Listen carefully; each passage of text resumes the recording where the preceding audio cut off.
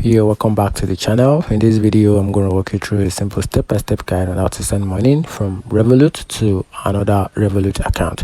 So watch the video to the very end so you don't make any mistakes, and hit the subscribe button because that actually helps me out.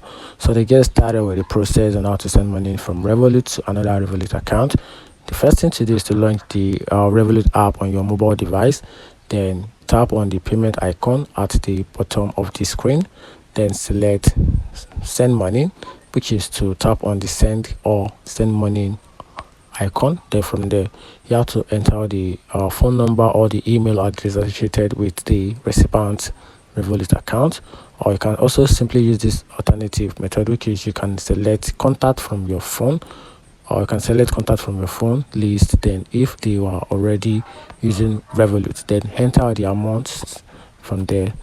And here's the key important note: you can add message or note the payment if you wish. This is actually optional.